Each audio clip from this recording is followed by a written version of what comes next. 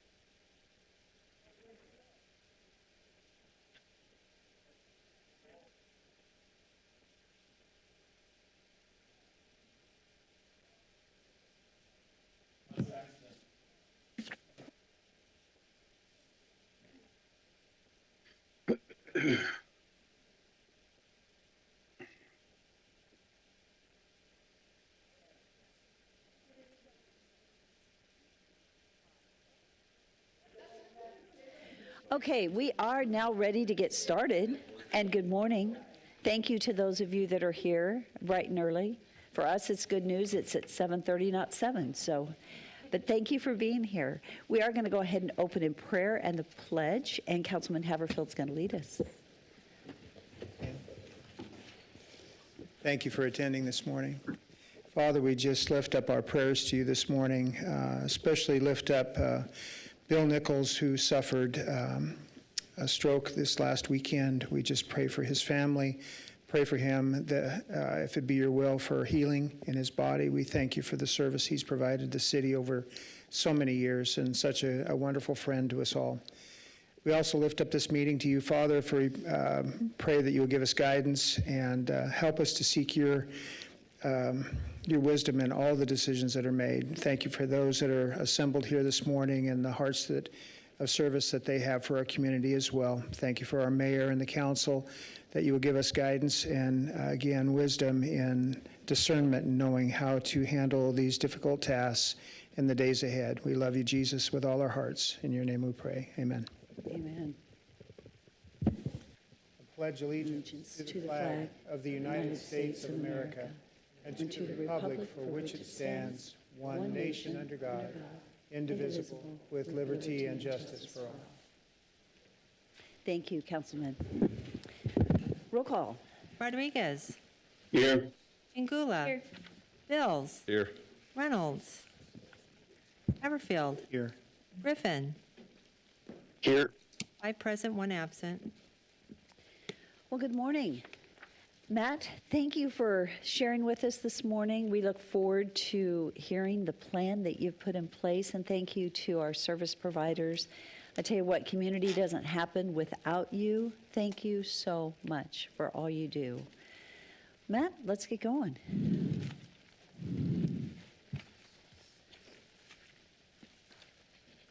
Good morning, Mayor. Good morning, Council.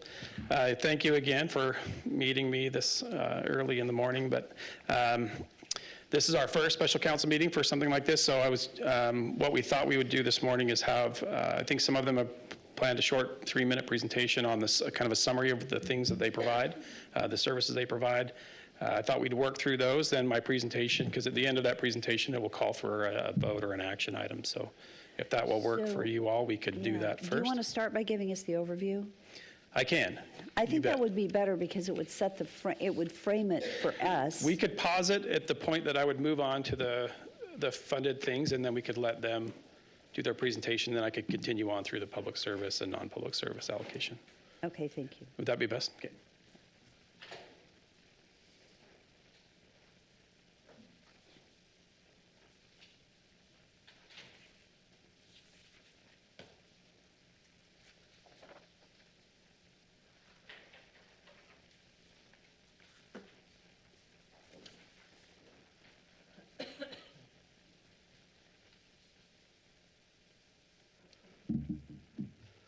Okay, so we are here today to discuss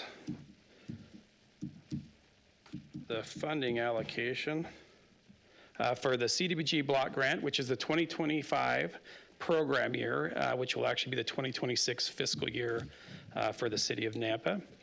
As you probably remember from last year, the Department of Housing and Urban Development provides the city a block grant each year as an entitlement.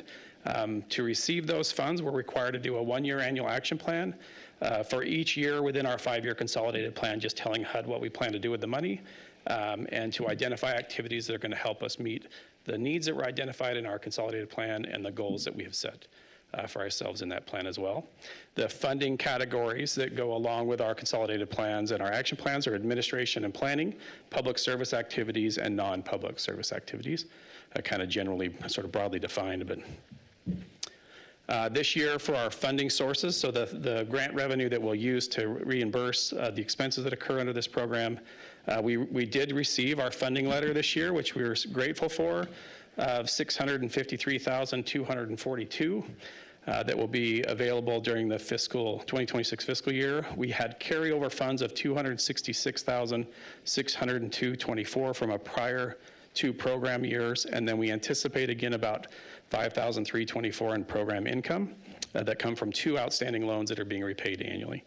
And then we have, I'm sorry, could I ask a question? The Yeah. 266, is that already committed to a project and then spent, or is it available? it's available to commit. So those are monies that were either underutilized or no activity came forward in an appropriate enough amount of time that we thought we would get anything done before this action plan process. So we just moved it into this one to identify a project that could be shovel ready and get going next year, Okay, to make sure we spend the money.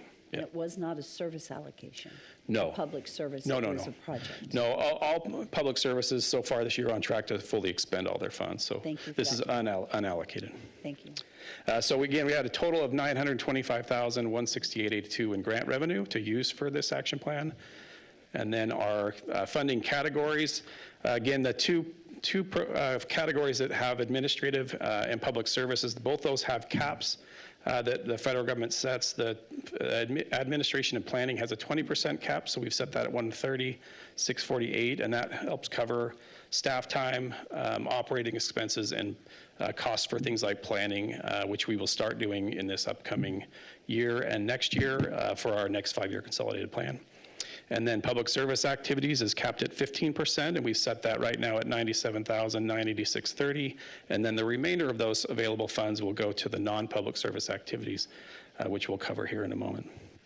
So those 2 things match. They should balance always. So at the end of the year, we should have a 0 amount in our general ledger account. So administration and planning, I'll cover just this first one. Again, we've set that right at the regulatory cap. We don't always have to use all of the consulting money, but this year we anticipate starting to work with somebody to do some of the data analysis to begin the process for our next 5-year consolidated plan. Otherwise, it's staff time and operating expenses for things that are related to the administration of the grant. And then at this point, we basically have the 15% available, which is just based on that $653,000. The annual allocation is what we base that 15% on. Right now, that's again at $97,986.30. And in the past, we have typically funded 3 applicants in this process, because over the past 3 to 4 years, we've almost always had at least 2 other applicants receiving money with CARES Act, so we were really managing 5. I mean, still right now, 3 applicants will probably give the most money to the applicants that have applied in order to meet sort of their budgetary needs. But if council so chooses this year, we would also say that we could, staff-wise, we could administer 4 like we used to, because we no longer have the CARES Act funded activities out there for us to manage. So if council so chooses, we could fund 4 out of the 5, or they could stick to the 3, depending on how much money they wanted to allocate. And then I can go to the next slide if you'd like, which will cover kind of the scoring and the ranking of the public service activities, or we can pause here and.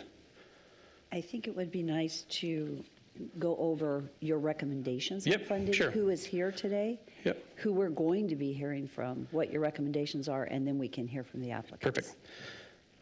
Okay, so right now, and just as a clarification, because some of the applicants might be seeing this chart and be concerned about the score. And one thing we wanted to point out, as we've mentioned in the past, the HUD funds, and HUD has mentioned to us that the goal of the funds is not to just be a constant recurring budget item on someone's, or line item on someone's budget. So they want the applicants to kind of cycle through and make sure we're meeting as many needs as we can. And so the best way we found we could try to meet that recommendation by HUD was to modify the scoring process slightly. So applicants that had met, that were possibly going to meet an unmet need from our consolidated plan. So we have things like youth services and substance abuse.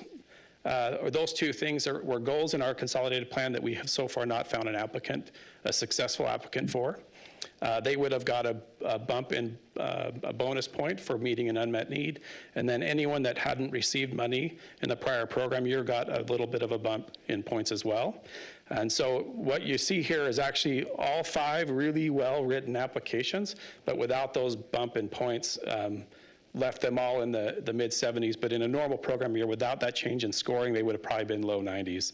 High 80s, low 90s, just like a normal application year. So I don't want anyone to feel discouraged. Every application was fantastic. And once again, we'll reiterate, all of our applicants do amazing work in our community, and we're always happy to help all of them when we can. And I wish we had more money, and we ask HUD every year to allow us to increase that percentage so we can allocate more money to more public services. But based on our constrained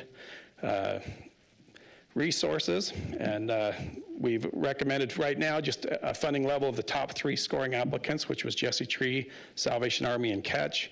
And then we've funded the ask, or we've given a proportionate share if the ask was more than it was allowed. So with Catch, we've recommended the 28 that was requested, and then with Salvation Army and Jesse Tree, it was an even split of the remaining funds. But as I said before, if you wish to fund 4, you could certainly do that. And this is just based on the scores that came in from the new scoring method. So you may Mayor? have a, yes, Councilman Griffin. Thank you. Matt, can you just tell me if you have the numbers off the top of your head, with the 5 applicants, how many of them, I know this answer, but I'm just speaking it out again, how many of them received funding last year? And of the 5, how many of them have received funding within the last 5 years? And a third, if maybe later on, how many of them received funding out of how many of the last 5 years? I can while they're doing their presentations, I have that chart ready to go. I just, it may take me a fumbling minute here to switch around screens, but I do have that spreadsheet ready to provide. I had a feeling someone might ask, but right now, the 5 that you see on the screen have all received money during this consolidated planning process. Catch and Jesse Tree primarily were the applicants that we still had outstanding CARES Act funds with, which is why in the past 3 years they really hadn't received regular grant funds, which is what we're allocating today. Catch did receive regular grant funds last year. Salvation Army did last year, and Family Justice Center did last year. Jesse Tree and Salvation Army did not last year, but Catch and Jesse Tree both received CARES Act funds in the past, and so they were sort of, until they spent those funds, we weren't really allowing them to receive additional funds because we didn't want any duplication of reimbursement, and we didn't want to complicate what they had, and honestly, it was them moving forward, those funds was really what we wanted them to prioritize because those expired. So all of them have received money. Jesse Tree and Catch received CARES Act money. Catch received regular grant funds for the first time last year out of our current 5-year plan. So Thank you. during the presentations, you might pull that up. Yep. And you could show us what we actually funded Sure. during these past years. That would give us a good basis. for So our yeah, decision-making. the chart I think just shows year over year, 22 to current, the How much funding was that was funded? received, and then the accomplishment that they achieved from those funds, and then the total amount of funds received since the beginning of the comp plan. Thank you. You bet. So I think a minute ago you said that we're going to switch over to the applicants and give them each 3 minutes Yep. to share kind of their plan, and then we'll come back. Is that right? Perfect. Yep. Okay, great. So I'll let you guide. I don't know who you have first. if you'd Well, like to I do was it actually just thinking we'd go uh, either according, alphabetically, or we could go, however you have it planned. okay. So, I thought we just, to be fair, we just go alphabetically, which unfortunately for Stephanie means you're first. good morning. Good morning, Council. And yes, as you get started, for everyone, please say your name, the organization that you're representing, maybe your address, because that's a normal council thing, so thank you. Am I good to go? Pardon? Am I good to go? Yes, do you have any slides? I don't, yeah. You don't, okay, that's fine. So yes, you may Okay. get started.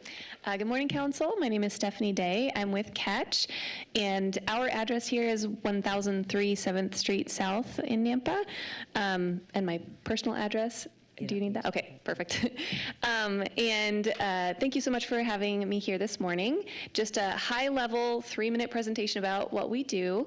So we have a housing program that serves all of Southwest Idaho. So it technically serves up to McCall over to Mountain Home, the whole southwest chunk of the state. The Nampa CDBG funds we use just for folks that we house in Nampa.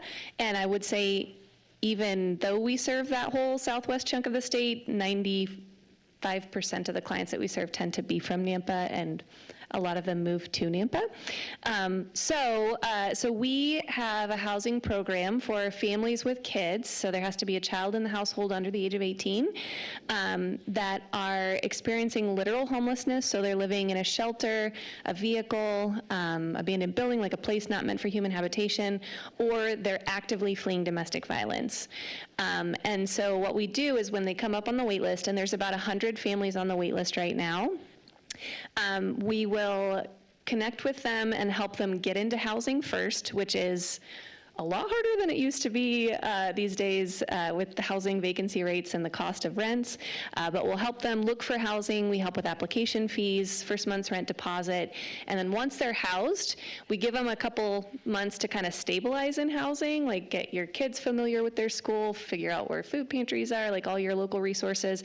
And then we start planning on, okay, lease was in your name, utilities were in your name. How do we get you to a point where you can afford the rent on your own? And so that looks different for every single family. Some families come into the program with like no income and we're starting from scratch, and other families come into the program with significant income and they might have like child custody issues or like who knows all the different factors that come into play. But we essentially tailor a support plan. Each family has a case manager, and the case manager tailors their support plan to whatever the needs of that family are.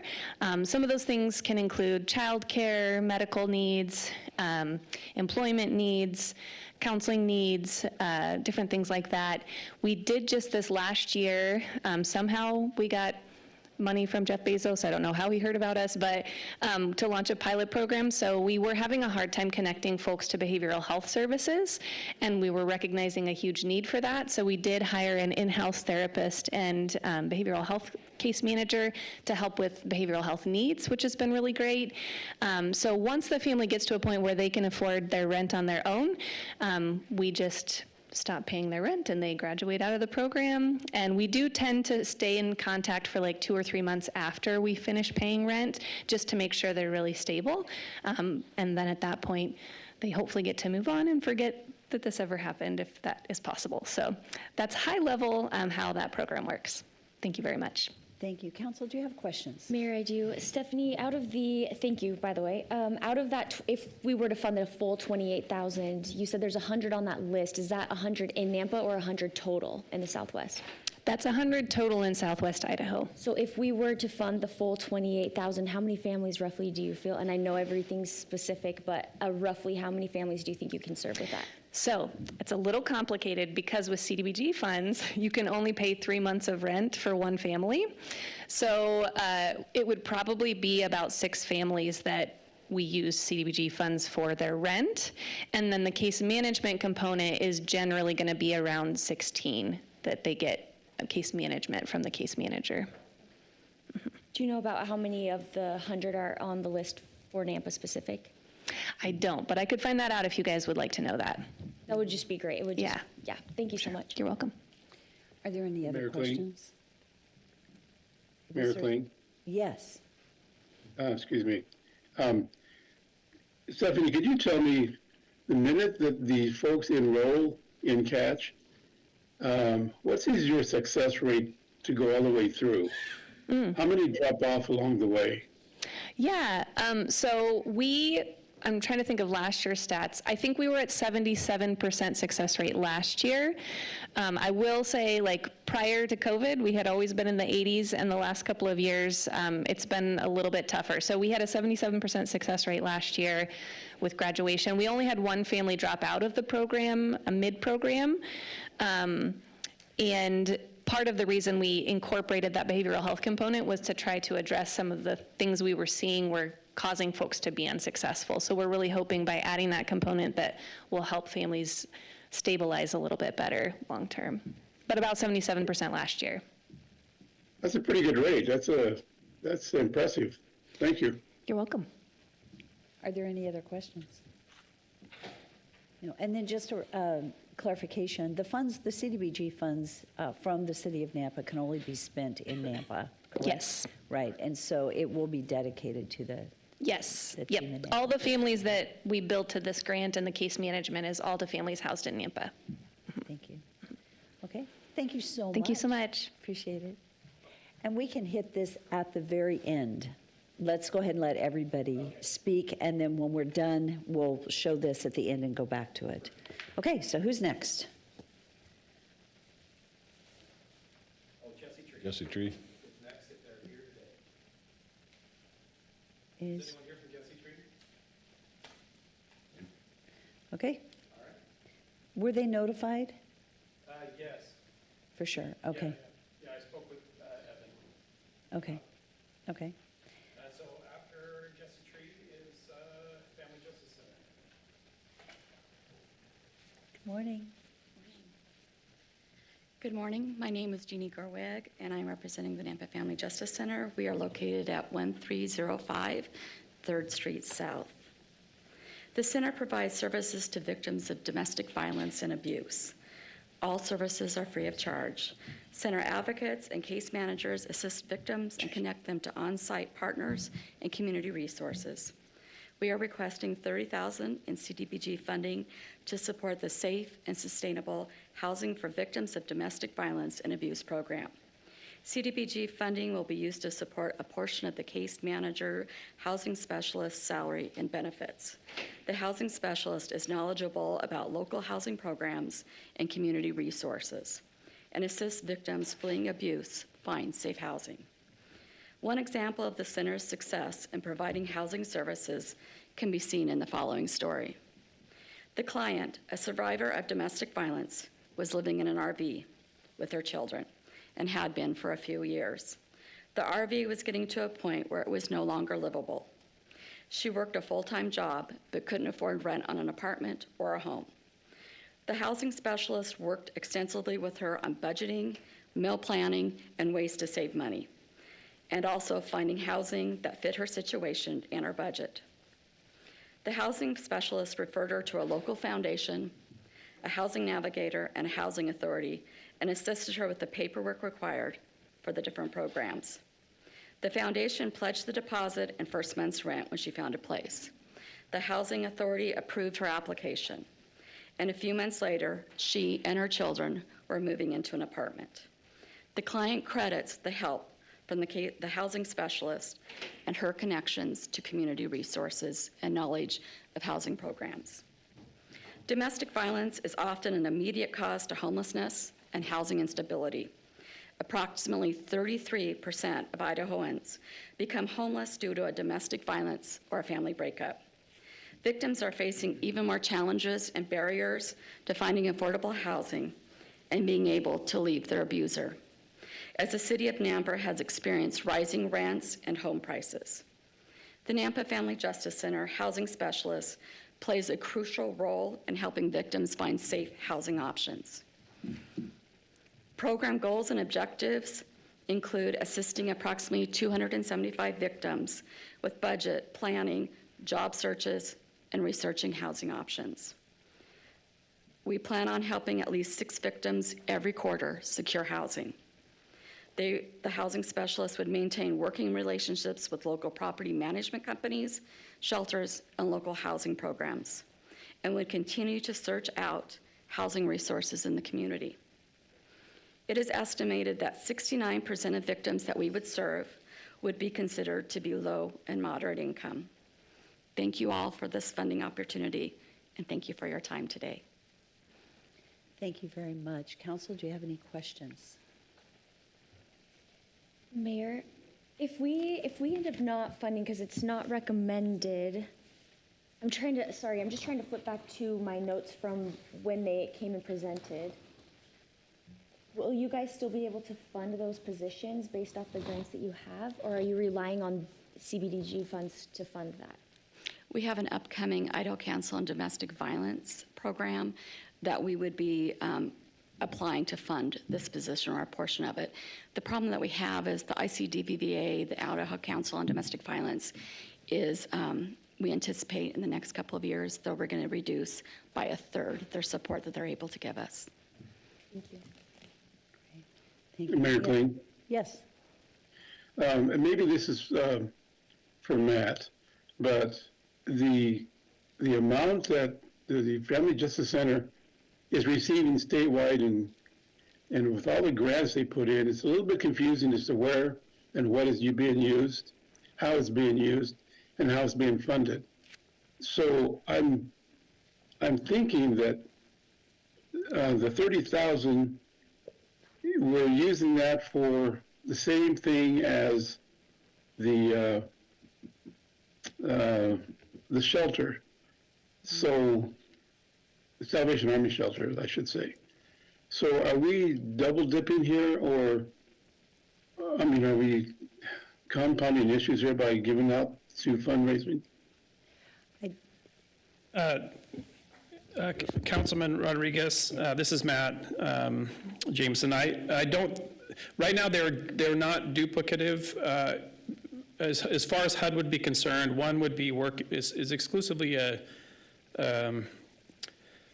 I can't think of the name of it right now, but it's a very targeted demographic. It's only domestic violence. The other would be anyone experiencing homelessness that would need either a day use or overnight shelter. But this would be exclusively people fleeing violence is who they would be working with as far as case management. And they both, the thing they share both is that one can be either or in both Catch, it sounds like, and in Salvation Army, but they're both automatic qualifying beneficiaries. That's really the only two things that they share, but I would say that they're different activities. Thank you, Matt. So it sounds like they're in an emergency situation with domestic battery, right? Correct. And then I think they work to both temporarily, short-term, get them to somewhere safe, and then through case management, help them find longer-term if they're in need, or which I would imagine could be connecting them to some of these other resources. Well, that's just what I was thinking too, but I wanted to clarify that. Thank you. You bet. Thank you. Are there any other questions? Mayor, question for Matt. Matt, I'm looking back at my notes and I'm seeing the 22% is city funded for this program. Would this be considered city funds, or is this different than city funds? I would say it's different. It's not general fund, it's just grant funded. So it's technically the Department of Housing and Urban Development's funds. We just are the sort of caretakers of those funds. So we're the entitlement that gets to choose where we allocate. But it is, in this situation, it's just unique that it's actually funding somebody that kind of falls under that kind of, they're kind of a unique entity where it's sort of propped up by the city and sort of stood up and held up, and I guess the operations continue through the support of city staff, and this ends up falling underneath that umbrella. So it's why I think you guys see the position on the budget side in advance of this. We'll try to get ahead of this earlier in the year next year, so we'll have some of this decided before we start having the budget hearings. As I've started being more involved in the budget, we'll bump up our allocation sooner in the year so we're ahead of any budget hearings. Thanks, Matt. To avoid some of that. Which is why we're doing this today. Yeah. So that we're not funding after budget. Right. We have an idea. But FJC, I don't know off the top of my head the total funding, but we fund approximately, I think, 3 positions. Most of their funding comes from grants. They're constantly chasing grants, and most of their budget and positions are all funded by various grants, lots of different grants. So, I was just going to add, in this position in particular, I think there's 3 funding sources supporting the one position and the work she does. thank you. It gets really complicated, very complicated, but that's how we keep the doors open, Correct. is through grants. Thank you so much. Thank you. Thank you. Okay, who's up next? It is the Salvation Army. Meals on Wheels, yes. Meals on Wheels. Okay. Good morning. Good morning. My name is Deidre Schmelzer. I am with Nampa St. Alphonsus Meals on Wheels program. We're at 4300 East Flamingo Avenue. So I'm here to advocate for Meals on Wheels. We provide meals to homebound seniors and individuals with disabilities. This program offers a lot more than just a hot meal. It provides nutrition, a daily safety check, and perhaps most importantly, human connection. These simple yet powerful services help people remain in their homes, maintain their dignity, and avoid costly hospitalizations or institutional care. The need is growing. More of our seniors are living alone, facing health challenges, and trying to stretch fixed incomes. Meals on Wheels steps in where mobility resources or family can't. Here's why this matters. Every $1 invested saves up to $50 in Medicaid and Medicare costs by preventing malnutrition-related hospitalizations. So far this calendar year, we've served over 13,200 meals to local residents in need. We currently have approximately 130 active members on our roster. And none of this would be possible without our dedicated volunteers who contribute more than 300 hours each month to ensure that every meal is delivered with care and compassion. But we're facing real challenges, funding gaps and volunteer shortages that threaten the ability to meet the rising demand. I often get calls from seniors who say, if it weren't for Meals on Wheels, I would have nothing to eat. I'd go hungry. And that's not exaggeration. Many of these people simply just don't have the money, the strength, or the ability to cook for themselves. This program doesn't just deliver food, it delivers hope, stability, and the message that our community sees them and cares. In closing, Meals on Wheels is not just about nutrition, it's about preserving independence, protecting health, and strengthening community.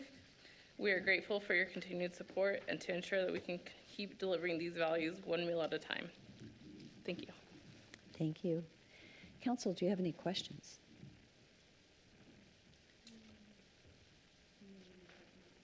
Mayor, Yes. so the recommendation is this year St. Al's not receiving any dollars. What's the impact? We would still be able to operate. It would just mean that we would have to put a cap on how many people we can deliver to, how many meals we can serve. Any idea of numbers or not? Not off the top of my head, but I could get those for you. Thank you. Mayor? Thank you, Mayor. Yes.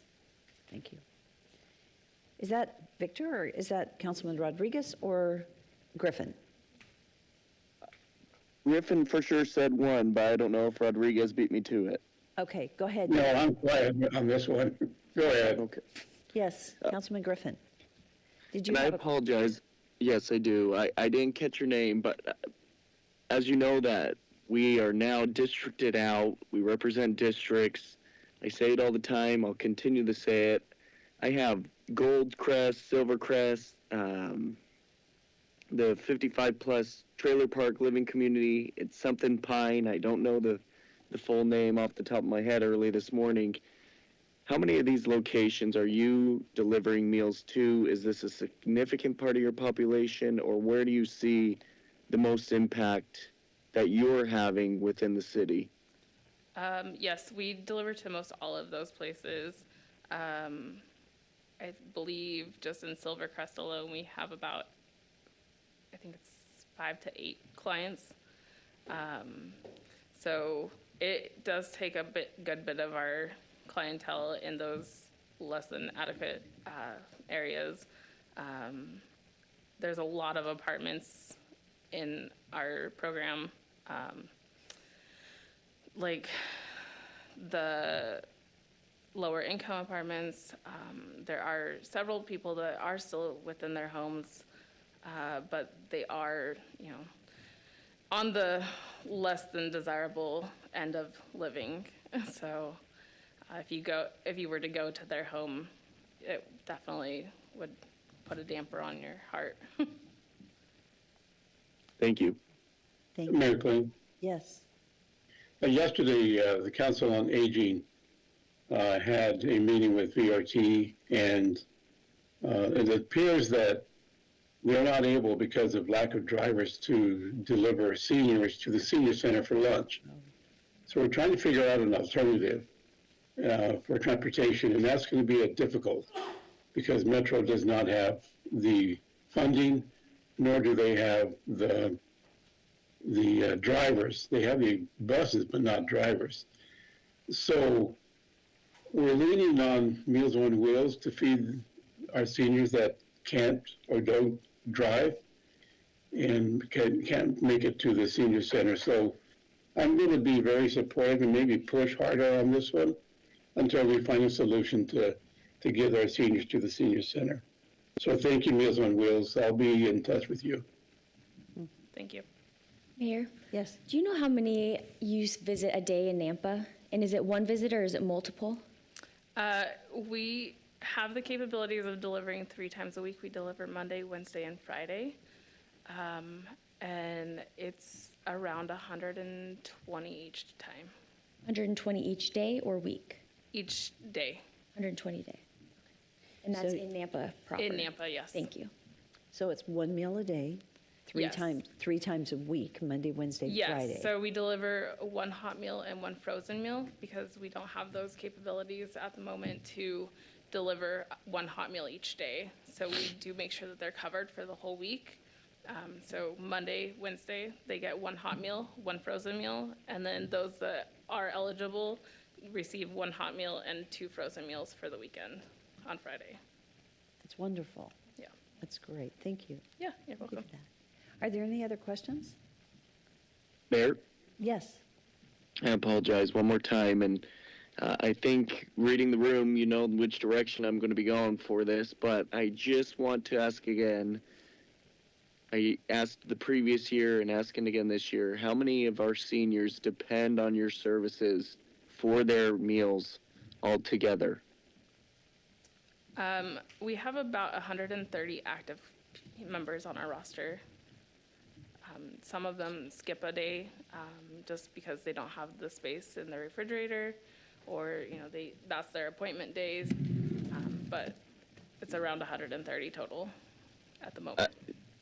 Thank you for that, and I will rephrase. How many are completely dependent on Meals on Wheels for food? That would be very difficult to answer. I It don't know is, that Meals on Wheels could actually answer that question. Yeah, and that's not really where we fall into this. We just get the guidance from the Agency on Aging and Medicare and those other sources. Thank you. Thank you so much. You're welcome. Appreciate it. Yep. Thank you. And then Salvation Army will be the final. Mayor and Council, good morning. My name is Captain Allison Struck with the Salvation Army of Nampa, 403 12th Avenue South. We are pleased to have applied to expand sheltering services as the Salvation Army of Nampa sat out from official CDBG funds over this last program year. We pivoted with some of our programs and adapted some of our things so that we did increase services even as we did not have this funding. And so in September of 2024, we went from serving 2 meals 4 days a week to serving 3 meals 7 days a week. So in September, we were serving around 150 to 175 meals a week, and now we serve around 950 meals a week. We are open now from 7 in the morning until 7 at night as our day shelter, and that is open to anyone in the public. And so with the format of some of the other shelters, they are perhaps displaced during the day, and so they come to our shelter during the day where they can do laundry and take showers and get toiletries, get connected to the case managers. At any given time, you'll see infants up through seniors. We've added couches and places for people to really just experience community as much as possible. And the residential shelter remained open for 6 months this year in spite of the sitting out of CDBG funding. And even that was only funded around 40,000 of the 150,000 or so that it cost to keep the shelter open. We've been able to keep the residential shelter open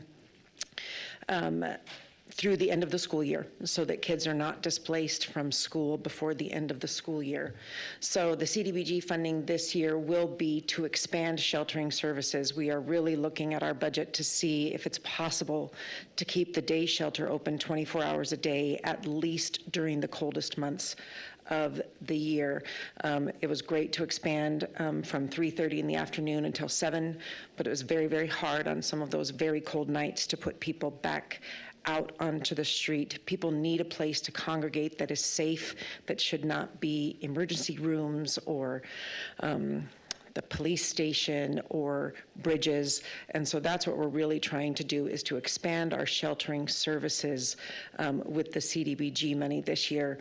Again, really thinking especially of the day shelter because of how many people we're able to serve in that program at any given time. Thank you. Are there further questions? Or any questions? That was a really good overview, and thank you. Thank you. I will, but We may come I back. will email you. Okay. Thank you. Thank you, Allison. Thank you so much. So I think that we heard from everyone with the exception of Jesse Tree. So I'd like to talk about, let's go ahead and come forward and show us the slide that you had. And then we've got about 15 more minutes. And what I'm thinking is can we get to the projects? Do we have to make a decision on projects now? What is your timeline on that? For the public service projects or the stuff to follow? I guess we have a 30-day public comment period that will need to end roughly I think it was the week of August 7th, is where we'll come back to council to formally have a public hearing, formally adopt the plan. But we'll have to leave it out for comment from the public for 30 days. And so our goal is to try to get this plan into place and written so that we can get it open by sometime close to the end of June. So we're just trying to give ourselves time to write the actual action plan. When you put the program out, are you putting it out with the total recommended funding on both service and other projects? Mm-hmm. Yeah, it'll be we'll put out the full allocation for the upcoming program year so that what we end up submitting to HUD for the full plan will be out to the public for comment. Okay, so you'll need our vote. Do you need our vote? So you need our vote on projects for that comment period? We would want everything, if we can, we would want council to have everything allocated for that comment period so that people have a chance to see what we've decided to do with the money and can comment back. And then we take all that comment and put it into the public record, and then if for some reason something needed changed, we would. We may put the projects on the June 2nd council agenda and hit that at the council agenda time. Hopefully that won't take too long because there will be no testimony. It'll just be a vote. A vote, yeah. Okay. So on projects, but we'll go ahead and let you talk us through the service side of this. Yeah, so again, Hannah and I couldn't say kind of more how much, what the good work that everybody does that applies, and I wish we had more money to give funding to everybody, but we do have to make choices. Right now, it's on the spreadsheet, if you're looking at it, I kept it defined from 22 to 24, which was the last program year, which is the 3 first years of our current consolidated plan. And so, like you'll see in there, Jesse Tree has no funding from our regular grant. So it's all zeroed out because they only had CARES Act funds, and they're represented, the funding they've received over the past few years is represented in the chart below that one, which is the CARES Act funding. Similar to Catch, also had CARES Act funds that they ended up fully expending at the end of the previous fiscal year. And so they actually received an allocation, the first one under this current comp plan in this current fiscal year. So they have $28,000 now that they're working through. Otherwise, everybody for the most part has been hitting their targeted number of people assisted. They've all been meeting their goal deadlines and almost always fully expending the money. I think one time we just had a typo and we underspent by 1 cent. So all of the applicants fully utilize the funds that we provide and pretty much get within 95% of their anticipated goals. So all seem to be doing great work and happy to fund any mix that the council so chooses. But. And yes. This isn't in our packet that I can find. Is it possible to get a copy of this? Yeah, I think. Appreciate it. Yeah. Yeah, I think we just kept it to the summary, and then I just had this available just in case someone asked that question. But yeah, I'd be happy to provide it. Absolutely. Yeah, whether by email or hard copy. Sure. So we are limited to the 15%, so we cannot go over 97,000, is that correct? We have to stay at 97. I mean, we could go, we can do up to 15% of the current grant year's allocation and 15% of program income. And off the top of my head, I can't remember if it's last year's program income or anticipated. It's weird that they even allow us to fund based on anticipated program income, because if it doesn't come in, we could overfund that line item. So we've always funded just based on the grant amount, so we don't run risk of having a weird program income problem. But it would allow us to maybe fund an additional, $400 or $500, not much. We don't get a lot of program income, so. So not much of So that. yeah, I would say we would want to stick to that cap, right where it's at. But. Okay. And then I can. Councilman Bills has a quick question. Oh, go ahead. Yes, please. So the allocation that we're discussing this morning, the 97,000, we have discretion on how that breaks out. In the end, you do, yeah. So we have an application round. We try to, those are reviewed by people every year. We average the scores together, and then we just present based on.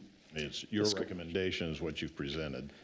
Yeah, so I think what happens, because we were sort of advised by HUD, they just made a note that this particular organization at the time that made the comment has received 4 consecutive years of funding.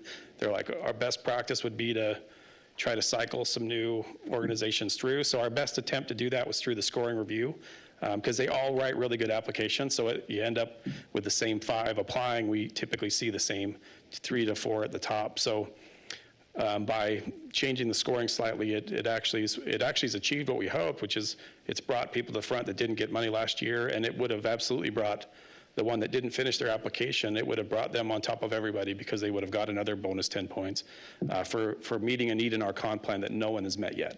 So those 2 slight changes to the process, we think will sort of organically allow us to provide a mix of funding around. But in the end, it's ultimately the will of council to decide where to allocate those funds. So, thank you. But yeah, this would be a recommendation. I have another question then. So HUD actually noticed and commented on the fact that we've got reoccurring funding, and that really wasn't their intent. Their intent is to launch something and to move it on. If we fund an organization that we've been funding and HUD has noticed it, is there any likelihood that that could be a hit to the city in future funding? I don't think so.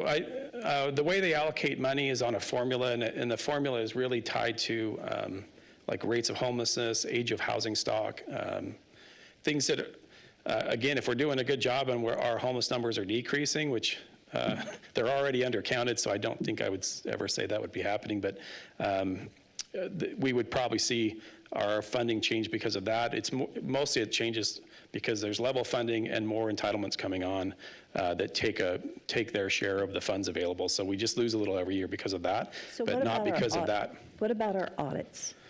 The auditors so far has not mentioned it, but HUD has mentioned it as just I think what they're saying is the best practice is to try to make sure we're meeting all the needs in our consolidated plan, and we're trying to make sure, based on limited resources, that we're allowing space for other needs to be met. If we had the same top 3 applicants that had really good grant writers, and the only way we do it's by a score, we'd probably just see the same funded 3 activities. It'd never vary. But so this was like I say, our best attempt to try to build some of that into the process, and then and give organizations that haven't received funding in the past an opportunity to get some. The reason I ask the question is that, as you know, with federal funding, and I think you guys all, as recipients of funds, understand that if there is non-compliance, we actually could lose all federal funding. All federal, not just CDBG funding. It could impact the city very negatively. And so the audits are very, very important, that there are no findings in our audits. I know because you guys do this all the time, and I don't know how you do it, because the compliance side is crazy hard.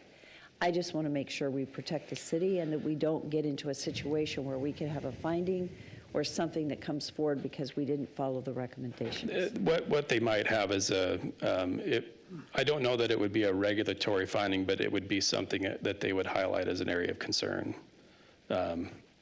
Okay. In a monitoring that I guess in the end, an area of concern to me is just as bad as a finding for me, because it tells me that they think that we're doing something incorrectly. So I would, based on her recommendation at the time, and if she'd looked back further, she would have found most of organizations have received 20 years of consecutive funding. So I'm glad that she stopped at 4. But so we're trying to build that into our process to try to figure out a way to make sure we're making room for everyone to try to, anyone that's trying to meet one of the needs identified in our plan, that we give space for those to try to make it to the top. Okay, Mayor. Yes.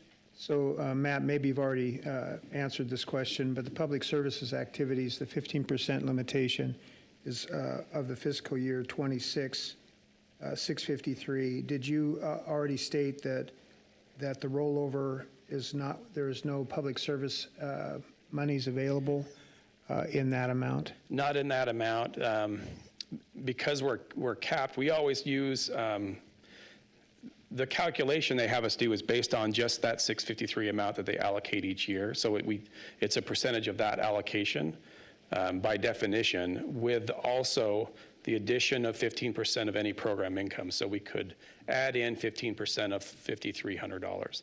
So it's a very small amount. So we've chosen always just not to include that bit, so that we don't run, if somebody doesn't make a payment and we promise somebody money, we have to now take that money back from them. So we've always just skipped out on the public, or the 266,000, it would be about 15% of that would be about 40,000, but that is not available. We can't include it in that. The calculation HUD has us use is only from the current year's allocation money and then any program income. Thank you. So the 266 we can't include in that calculation. So again, it's capped at 97. Yeah. Okay. And I believe if funded 3, it was around 33,000 an applicant, and then if you fund 4, I believe it goes down to 24 per applicant. So clarification. Because I maybe misunderstood, and I was trying to make notes that HUD's review is saying there's a pattern of certain organizations getting regular or more funding than others, or just that the program calls for seeking new and spreading, et cetera? I think that their best practice is what she was telling me is she was just starting to note that an entity had received money for 4 consecutive years. Again, I think that's just how far back she was looking. But which one? What's that? Which organization, or just Well, the several? one she mentioned was Meals on Wheels. I Okay. think we were asking a question related to that program, and then her comment at the end was, I'll note that they've received 4 consecutive years of funding. So their best practice in a lot of the trainings and the conferences we attend is that the goal of the program should be trying to make sure that we're spreading the money and trying to meet as many needs as we can, and we don't get sort of siloed into just addressing the same 3 things all the time. Is sort of how it was described to me. It's a best practice. Council still has the will. You could choose to fund them the same 3 every year if that's what council chooses. I just made note of it because it was on their radar, and they've made comment of it. So we thought we would try to figure out a way to sort of build that into our process to make sure we're doing the best we can to meet the best practices they're telling us we should follow. Which I appreciate. It's just, from my side, it's difficult when you got Yeah. organizations who are fairly efficient and are, meeting the needs or the challenges within the community, and then to say, well, you got to take a breather. So how do those folks who are used to getting meals take a breather for a year? I don't know. Part of it is Yeah. we get used to the money and the program survives on it. So we may have to rethink, what we're doing.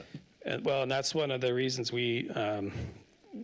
because we've all of our CARES Act activities are at this point officially closed out, and we're no longer administering anything on that side of the spectrum. So that's why we were saying if council wanted to, we could fund 4. It would just reduce the proportionate share of money that they would get. So it would lower the amount of money we're giving to meet the budgetary need, but it would provide funding for more.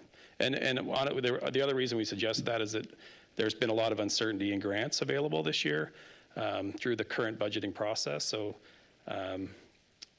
with that uncertainty out there, we also thought it might be helpful if we provided less funding to more recipients in case any other federal funds didn't come through or were being held back. So, which is one of the other reasons we suggested possibly funding 4 instead of 3. So Mayor again, Clean. yes. Oh, I'm sorry, go ahead.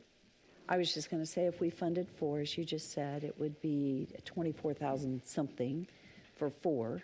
And then we could identify on FJC how to fund their needs, if we could, from the city for 1 year. But for these, if we chose to do, it would just reduce everybody to 24,000, whatever. 24,496.58, Okay, and it would fund 4 of the 5 applicants. okay. We did share this last year about needing to have a sit-out. And so I think everybody's aware of it. It's not a surprise. I think my only concern is we don't want an audit finding. We don't want a comment that's going to put us in a bad spot. That's the only concern I have. What's very difficult is the need is so great everywhere.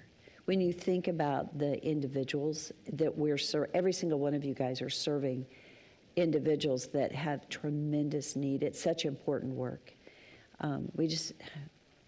Somehow we need to figure out how to have more funding because it's very, very important work. But was that Councilman Rodriguez that had a question? Yes, ma'am. Thank you. And thank you, Mayor, for saying that, because I do have my priorities this year. But the question is, Matt, what's the timeline? When are we going to be discussing this in a public hearing and setting the amounts? Well, we would love it if you did it today, so that we can start writing the plan and get the plan ready and out for public comment, and then we would come back for the public hearing in August, so that we would have I see. I incorporate don't all know public that comment into the meeting. I don't know that I'm really prepared to do that today, Mayor. Are you ready for this, or what? I'm thinking, I don't know that council got to read the proposals, the actual proposals that came in. Right. And so I think what I'd like to suggest is that we do a vote on the 2nd of June. Okay. And in the meantime, you could forward the proposals to these top proposals, this recommendation, send that out to council, and then we could vote on both the projects and do the final vote on this on June 2nd at that council meeting. Okay. Thank you. I agree with that, Mayor. Okay. Yeah. Okay, I'm seeing from everyone that that's a yes. Yeah. So a final question from me. As far as, has HUD been impacted that much? I haven't really heard it. The Department of Governmental Efficiency, as far as federal level, has HUD been seeing some reductions in the funding as far as through that efficiency? I think there's a lot of HUD funds that we've been hearing people reporting to us that they have had funds held as far as just previously allocated funds that are currently haven't been made available to them, or they haven't been able to reimburse. And then our regional HUD staff was a staff of 10 that oversaw the cities like ourselves in Washington, Oregon, and Idaho, and Alaska, I believe. And they went from a staff of 10 to a staff of 4, with 2 being administrative. So I think they're down to 2 people work. So I guess they've had a reduction over the 50%, which was what they were going for. Those were voluntary retirements they all took the retirement worrying that they would lose the job. So was that unused ARPA funds that were being taken back or not? I'm not sure what funds. I think we've just been hearing just scattered feedback that some of the funding has been not been available, or they've been having trouble getting reimbursed. But I don't know where the funding sources came from, but they were HUD resources. So it might be nice to have a kind of an advance look at what's coming maybe into the future, as far as based upon what we're hearing right now as far as through the federal allocation of funds to HUD. I think everybody in this room would like that, Yeah. because Yeah. I would say probably it's not ARPA, because ARPA's over. Right, well, he's So- unused funds. But, yeah, I think there's a lot of uncertainty right now, and I'm seeing the head shaking, not knowing where the funding's coming from and not knowing because there's so many different grants outside of this grant that come forward. And so it is a time of uncertainty in knowing how, especially in the Health and Human Services area, things are going to be funded. I don't know when we would even know that, but I know Matt can have his ear to the ground and be listening. Well, that's what my ask is. Yeah. If you can kind of give us anything as you hear it, as available information going forward. Sure. Great. So I think, So for what I'm understanding is we're gonna table anything for public services right now, and we'll be back June 2nd for a regular council meeting to make the official vote. Is that what I'm hearing? well, the non-public service activities, that fund of the, however much that is that you have, that we'll vote on the whole thing on June 2nd. Yes, okay. So by doing this today, it allowed us to take an hour that we wouldn't have at city Okay. council. The other projects will be faster because there's no testimony with them. Right. If you could just send council not only this PowerPoint, again, in the council packet, but also send them each the packets that were submitted to you, so that council has the opportunity to read those. The And then applications, sure. the justification on the other projects, and I don't remember what they are off the top of my head, but the other projects that were coming forward, specific projects, give us the justification of why. Then have that all in the council packet, and then we'll do that on June 2nd. Mayor, just for a point of clarification for the audience, anything that you send to council, if you can make sure that it is put in the packet so the audience can see that as well. Sure. We'll have a big packet. Yeah, big packet. Yep, we will. But at least it'll be available. Okay. Are we- So, well, would you like me to just finish up with the presentation on the non-public service then? So do you want to hear about that, or would you rather just view it in a? Well, we had scheduled from 7:30 to 8:30, so are you talking about the ADA, the Lions Park and all that? All of that stuff. And then we have one applicant who's here today that was part of the housing affordability, which I was going to get to a little bit later.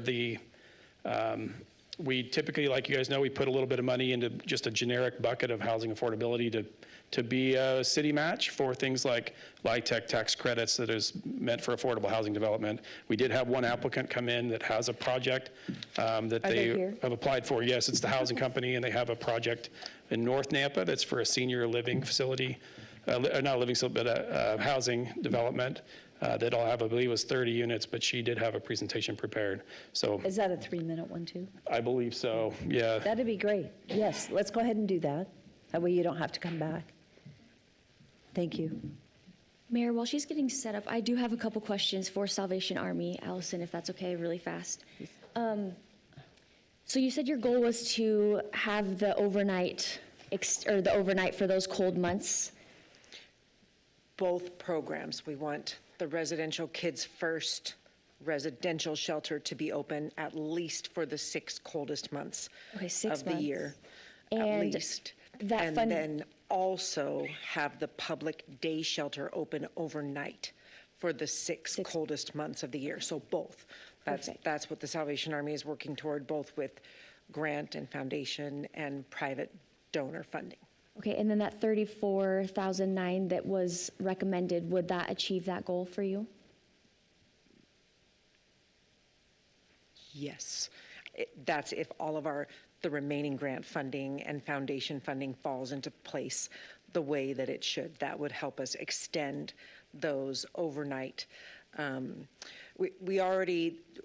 We're banking on and already have plans for the residential shelter to be open. The Kids First family shelter residential portion to be open overnight, those 6 coldest months. This would, yes, allow us to move things around so that the public shelter, so to speak, could be open as well. And it is also, I don't want to speak out of turn, but I do want to say that the Salvation Army will happily take that 24,000 if it allows others to be funded as well, happily. Our recommendation, I think, was 34,000. We will happily take that reduction if it allows others to be funded as well. That was my next question. Thank you. Okay, so we have lost one council member. Hopefully, we won't lose others. Let's go ahead and move in and do your presentation, and then we will go ahead and finish up on June 2nd. And thank you for sharing your name. Good morning. My name is Erin Anderson. I'm with the Housing Company, and our main office is located at 565 West Myrtle in Boise. But we do have 3 satellite offices at affordable housing properties that we manage in Nampa. And I'm here today to present a concept and a funding request for a new senior housing development. As Matt mentioned, it's at roughly First Avenue North and North Gateway. It's not, if you're familiar with Gateway Crossing, there's an existing housing development there, and it's right next door to that. I believe there was another multifamily housing development planned for this location that didn't end up going through. And so it's already been zoned and approved for the use. It's zoned as HDR. We're looking at 30 units with community space, library, laundry facility, and on-site management. We're having a mix of 1 and 2 bedrooms, and you may wonder why 2 bedrooms for senior housing. There is a trend for seniors to be taking care of grandchildren, for example, and so we're finding that oftentimes it's helpful to have that second bedroom. We're requesting $100,000, and this is out of a total project cost of about $11.3 million. The $100,000 will help us fund approximately $500,000 gap we're currently facing with this project. One of the goals is to incorporate a small amount of permanent supportive housing. We currently have 3 units of permanent supportive housing, and the folks that are here today that have presented on services, we work with all of them, all the wonderful agencies that make things happen in this community. And permanent supportive housing is one of the things that we engage with these service providers on. It'll cost a significant amount of money. We're estimating $200,000 over the long life of a project to provide what we need for the permanent supportive housing, especially rental assistance. There are no other sources of rental assistance available in this area for permanent supportive housing. And what I mean by that is housing for people that are coming out of situations of homelessness. And again, this is a small number. It's 3 units out of the 30, but it is a very important component. If you want to go to the next slide. So the income limits for the development would be the 60% of the area median income. And to give you an idea of what that means, for one person, that's $44,940. Two people, it's $51,360. And three people, it's $57,780. So that's the population that we're targeting, which these could be working folks, or they could be people, living on Social Security, or any combination of the above. If you want to go to the next.